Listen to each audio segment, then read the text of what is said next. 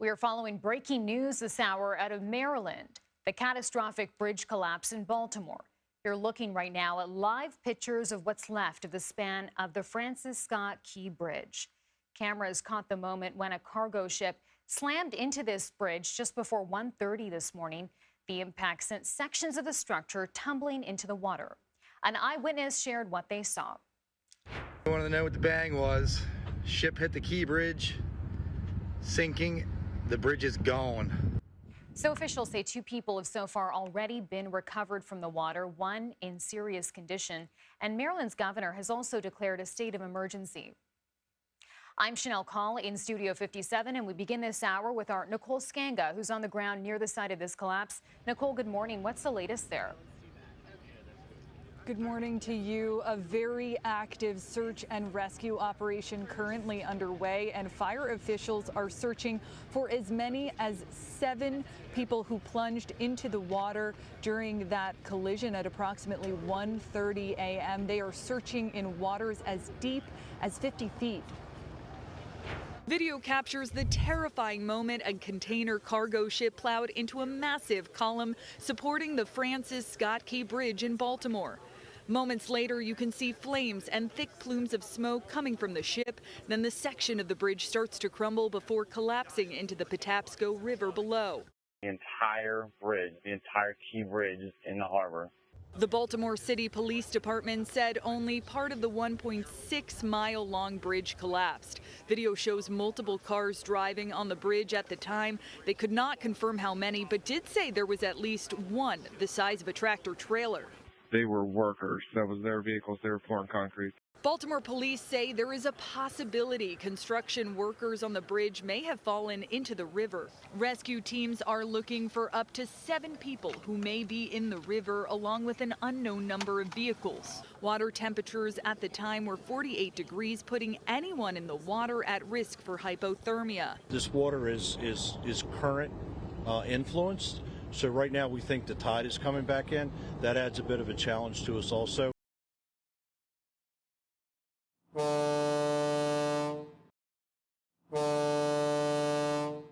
Spiritual court. The slave owner and his namesake bridge are dead. Francis Scott Key and his namesake bridge are dead. Complete version of the Star-Spangled Banner showing spelling and punctuation from Francis Scott Key's manuscript in the Maryland Historical Society collection. What we're directing attention to are the last 2 stanzas of this national anthem of the United States of America, highlighted below. They are not sung in their tradition. These are things that we were not told about, and we're singing this national anthem in the schools growing up as a kid. I did. And we were never taught the last 2 stanzas of this wicked song, this wicked anthem. You see, and for good reason. These 2 stanzas prove the mind of this wicked man and no self-respecting descendant of the most barbaric Holocaust upon those that Europeans called Negroes should ever recite or sing this song ever again. Not any part of it. We should never sing this song again. This is the work of the wicked and devils. And where is that band who so vauntingly swore that the havoc of war and the battle's confusion, a home and a country should leave us no more? Their blood has washed out their foul footsteps' pollution. No refuge could save the hireling and slave from the terror of flight or the gloom of the grave.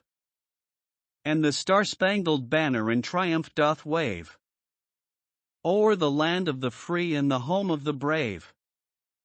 Oh, thus be it ever when freemen shall stand between their loved home and the war's desolation. Blessed with victory and peace may the heathen rescued land praise the power that hath made and preserved us a nation. Then conquer we must, when our cause it is just. And this be our motto, in God is our trust. and the star-spangled banner in triumph shall wave o'er the land of the free and the home of the brave.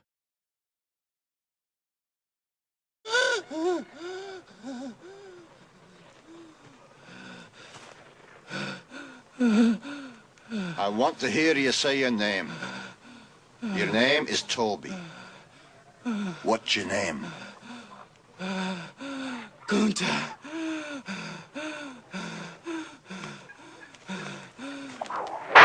What's your name? Say it. Toby. Who are you? Say your name.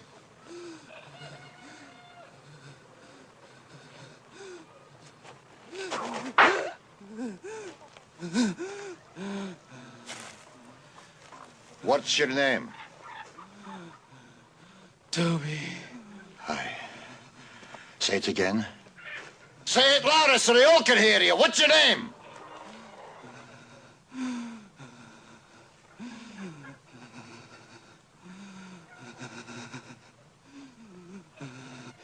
Toby. Aye. That's a good nigger.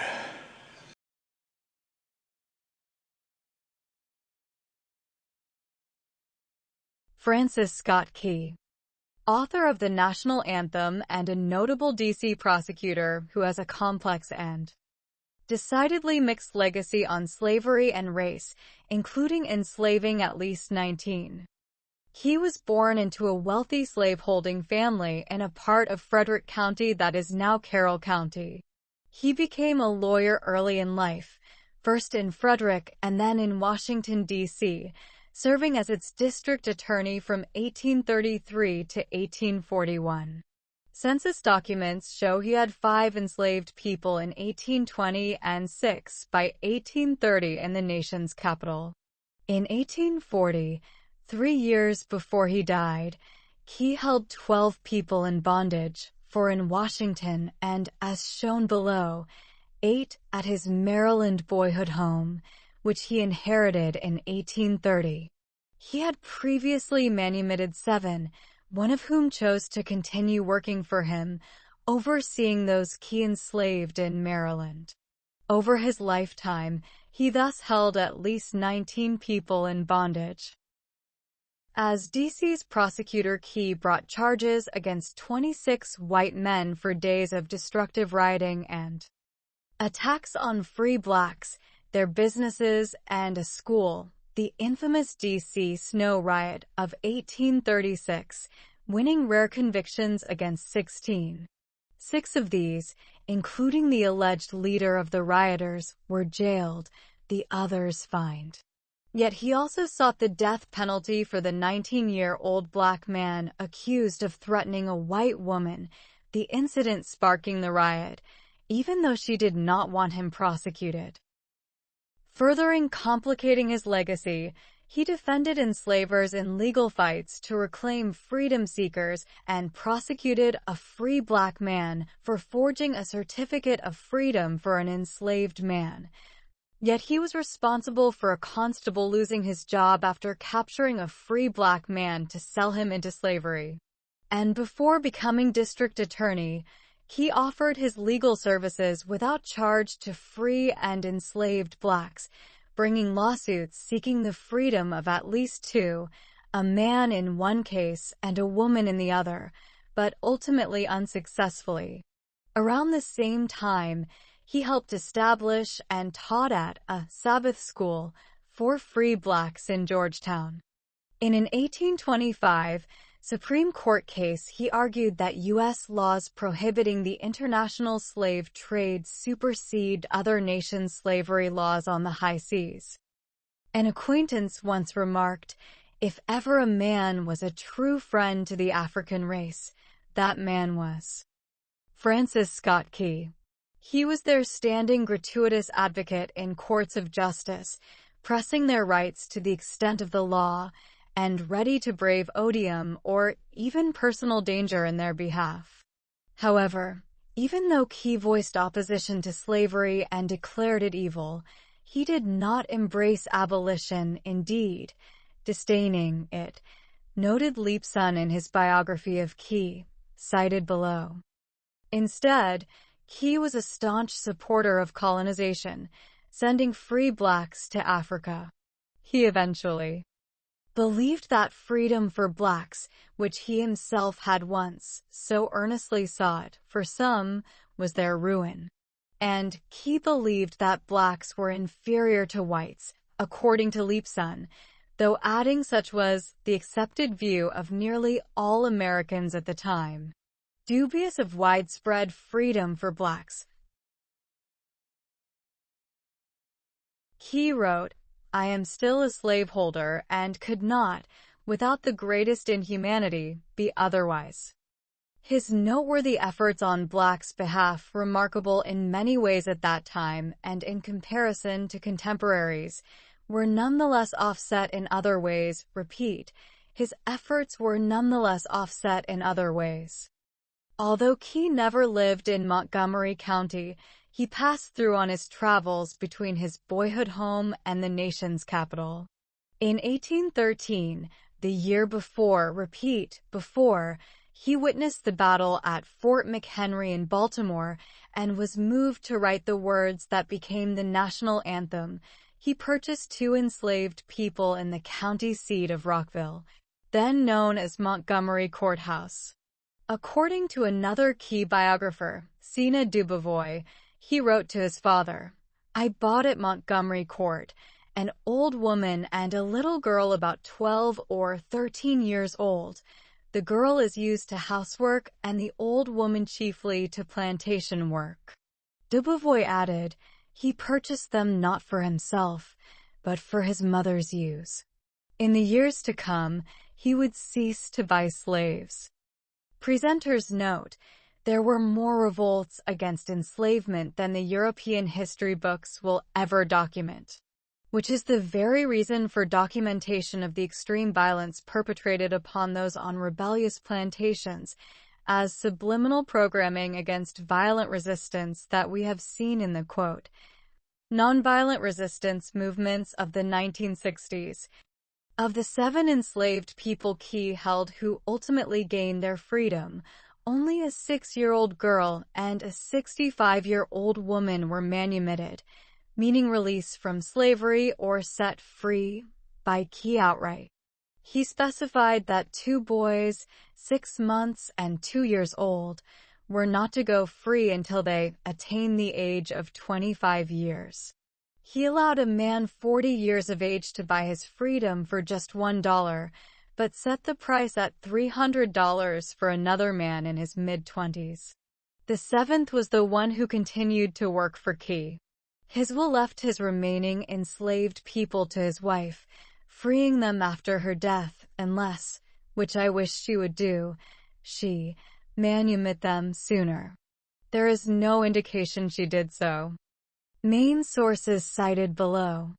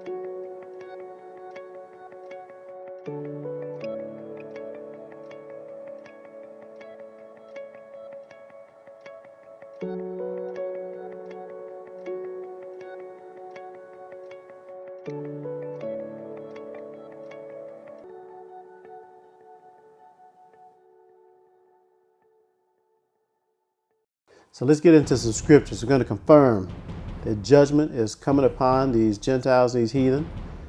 Psalm chapter 9, verse 16 to 20. The Lord Yahweh, Bahashem Yahushai, will hear the Israelites cry for help. Verse 16. The Lord Yahweh, Bahashem Yahushai, is known by the judgment which he executeth. Let's read that again. The Lord Yahweh, Bahashem Yahushai, is known by the judgment which he executeth. The wicked is snared in the work of his own hands. Higian Silah. Now let's go ahead. This is not the end of this. We got to finish the rest of these scriptures out. Let's take a look. Verse 17. The wicked shall be turned into hell, into the grave. And all the nations, all the Gentiles and heathen that forget the Most High. For the needy, speaking about the Israelites, shall not always be forgotten. The expectation of the poor, again the Israelites, shall not perish forever. Arise, O Lord, Yahweh Bahashem Yahushai, let not man, these Gentiles, these heathen, prevail. Let the heathen be judged in thy sight. Put them in fear, O Lord Yahweh Bahashem Yahushai, that the nations, these Gentiles and heathen, may know themselves to be but men. Selah. Deuteronomy chapter 7, verse 5. This is about the Israelites conquering the enemy nations. Those are people who are non-Israelites, these Gentiles and heathens. But thus shall ye, Israelites, deal with them, those Gentiles and heathen. Ye shall destroy their altars and break down their images and cut down their groves and burn their graven images with fire.